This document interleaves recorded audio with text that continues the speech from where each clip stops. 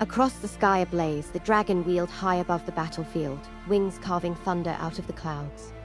Its scales caught the light of the setting sun in molten flashes as it banked, a shadow encroaching on the earth below. Then its chest swelled, an ominous rising glow like a forge stoked too hot. With a roar that split the sky, the beast unleashed its wrath. A torrent of flame cascaded downward, a blistering column that struck the ground in a sweeping arc, charring everything in a radius that felt long enough to reach the horizon. Soldiers scattered like kicked-up dust, their shields upturned and useless before the storm. Embers spiraled in the wake of the dragon's passage, drifting like the burned petals of some abyssal blossom. Valkyries, retreat. Shouted Lumiere, the prince in command. I ignored him, firing the grapple hooks at the rocks in a sheer precipice nearby. I activated the gas propeller of the mobility gear I invented and reeled myself skyward.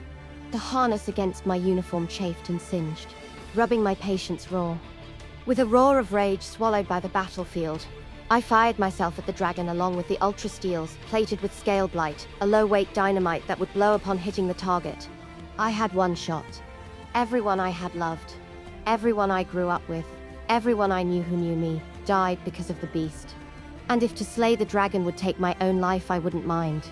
Even with my eyes closed, I felt the brightness of the explosion when my blades pulverized into the furnace hot air, my ears ringing.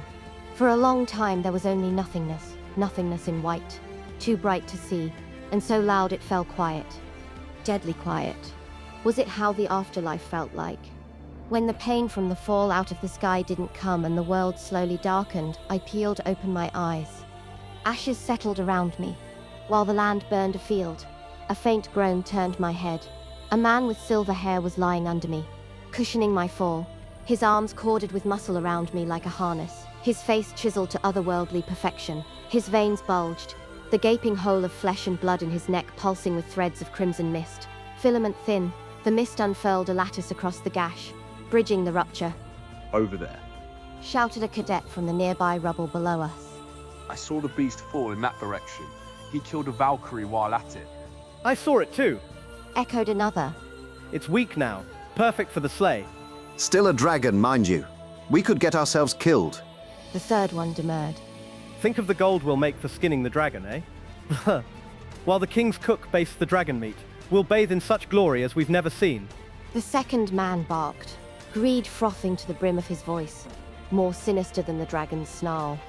Peering through the pile of gravel 50 meters below, I saw them setting up the cannons.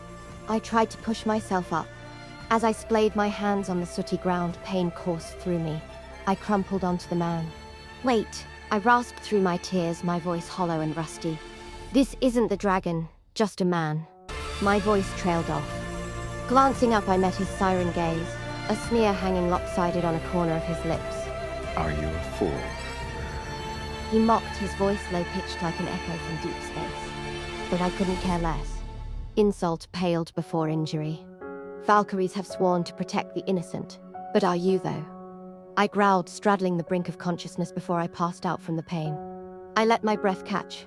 If you are, you're mine to protect. But you aren't, and the dragon is mine to kill. Mine alone.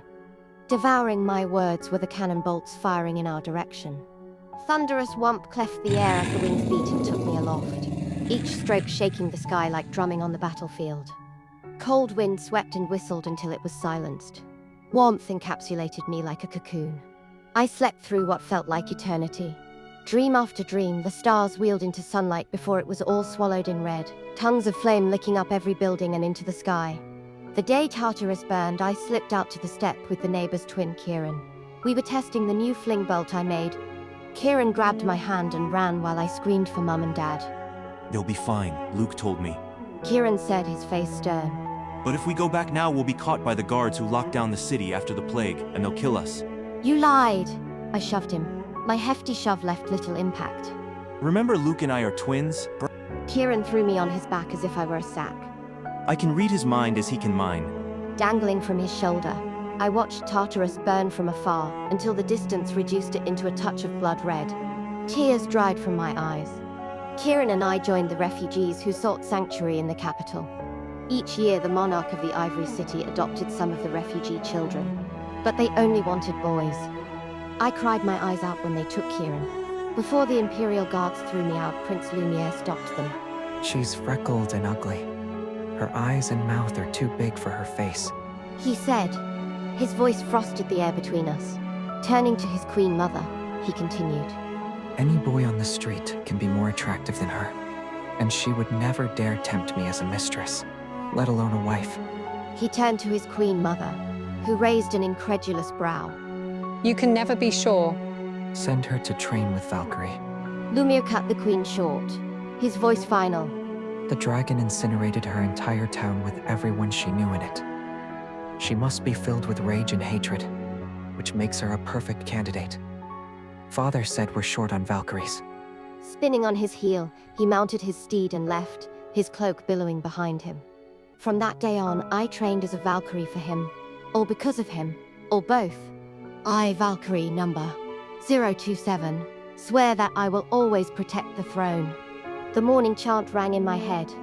I will guard the ivory realm with my life, and I will marry only to my duties.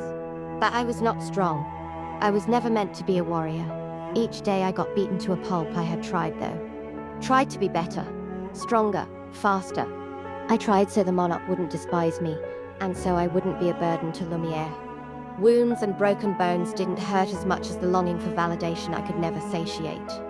So I buried it. I buried it with books and sought clarity in the certainty of maths. I invented the mobility gears that could fling me up to a height. I honed in on my agility, so when I finally took my aim at the dragon, I wouldn't miss. So close was I to slaying the dragon, to feel the pride for once. Unbearable pain crepitated through me as if I were struck by lightning.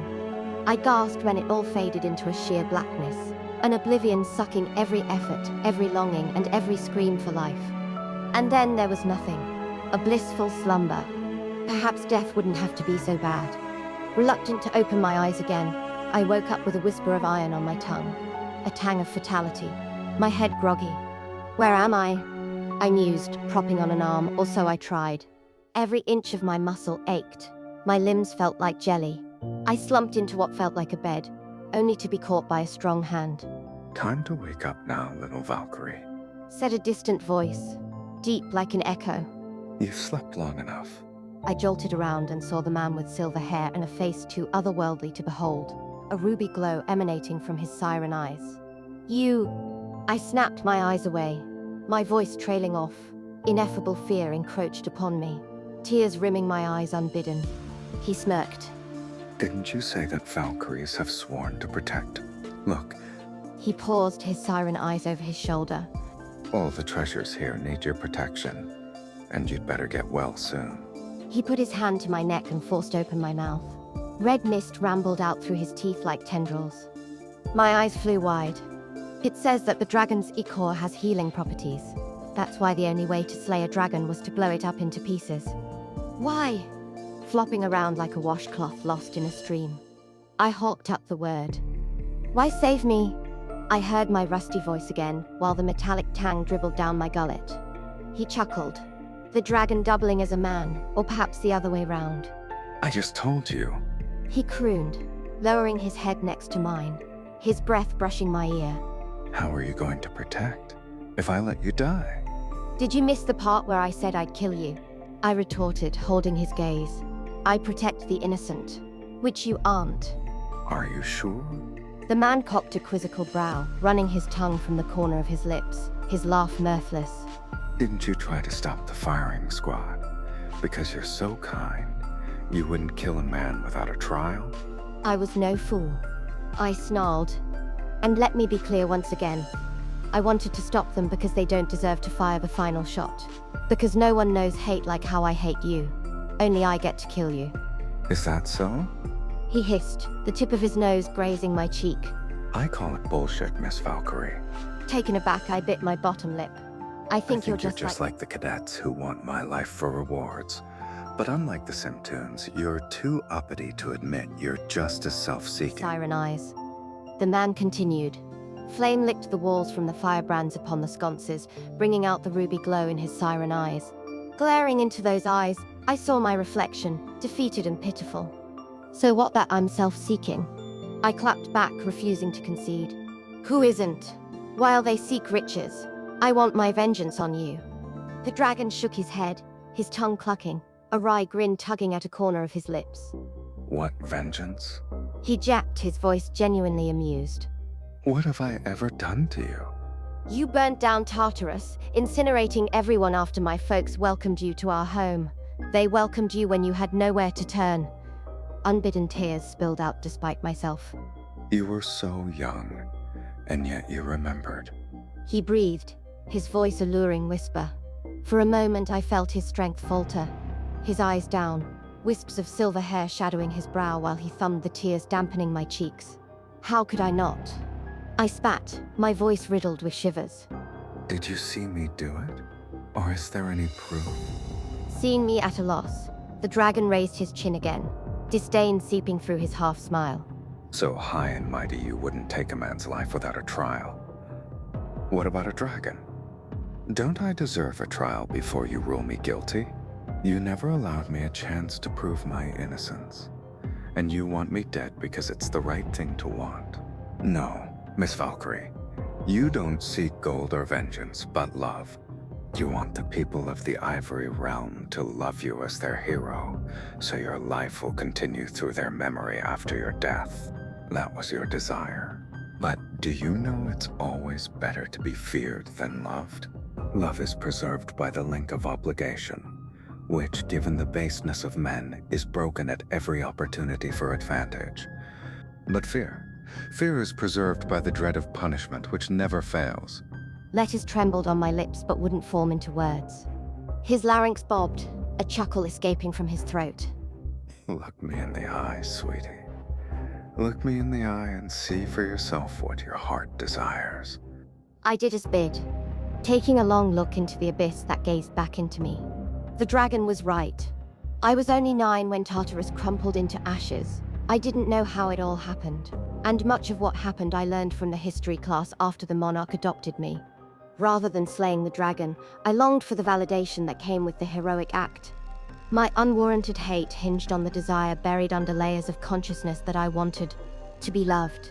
Die here and now, or say what you want, and I'll grant your wish in exchange for your loyalty. Till then, your loyalty and obedience. The man coaxed, his smile blithe and beguiling.